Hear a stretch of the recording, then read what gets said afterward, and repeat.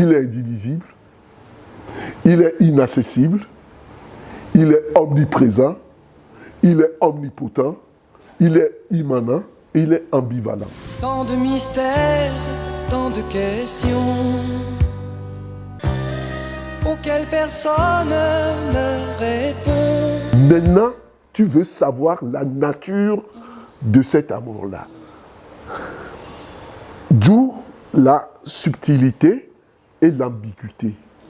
Cet amour développe en lui-même des sentiments contradictoires. Les sentiments positifs et négatifs. D'où la subtilité de l'amour. On dit que l'amour est ambivalente. C'est de l'ambivalence. C'est-à-dire que c'est un sentiment qui se développe en son sein et qui sont des sentiments contradictoires. Vous allez voir dans l'amour des sentiments positifs et négatifs. C'est-à-dire que cet amour crée et détruit. Cet amour guérit et fait souffrir. Vous savez, c'est là que les gens ne veulent pas comprendre. Les gens sont surpris de cette ambiguïté parce que c'est exactement Dieu, créateur du bien et du mal. Il est ambivalent et il est immanent. Alors, je peux dire il ou elle, c'est pareil. Donc, c'est un sentiment. Vous voyez, l'amour fait mal. Il fait du bien aussi. Quand vous êtes sous le coup c'est une force, hein, c'est puissante. Parce que le corps ne détermine rien à l'amour. C'est ça l'immanence. Quelque chose qui se développe de l'intérieur sans faire recours à l'extérieur. C'est ce qu'on appelle l'immanence. Il est fort, il est puissant. Et il obéit à la loi des principes éternels. Insondable. Il est insondable. Il est indivisible.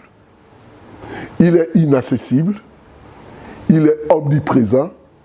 Il est omnipotent. Il est immanent. Il est ambivalent. C'est la loi des principes éternels, ça. Et il est inconnu.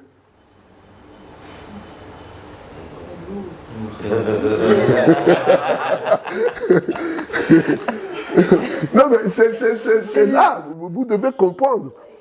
Vous pensez qu'il faut faire un effort pour comprendre. Allez même dans le dictionnaire pour essayer de voir. C'est la loi des principes éternels. C'est vraiment lourd. Et l'amour et l'Esprit de Dieu, c'est la même chose. C'est par rapport à ces lois-là qu'on peut identifier.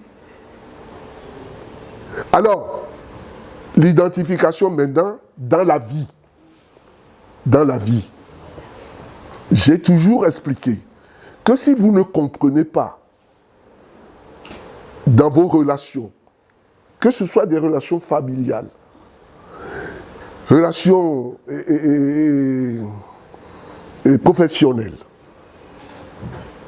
que nous sommes animés de trois aspects, de trois dimensions.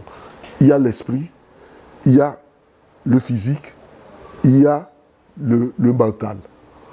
Que l'homme, c'est composé de ces trois parties. Si vous ne le faites pas, vous ne le savez pas, vous risquez chaque fois dans votre choix de la vie de faire des erreurs.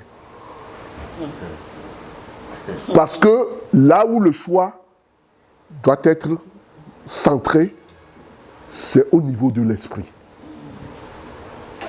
Alors, qu'est-ce qu'il faut faire pour identifier ces esprits? Étant donné que ces esprits sont en nous et sont ambivalents. Ça veut dire que ce même esprit, en chacun de nous, est ambivalent. Ça veut dire que lui, il a un esprit du bien esprit du mal. C'est deux choses qui sont inversement proportionnelles. Quand l'un évolue, diminue. Et ils ne sont pas constants. Mais ils sont innés. Ils sont choisis par Dieu.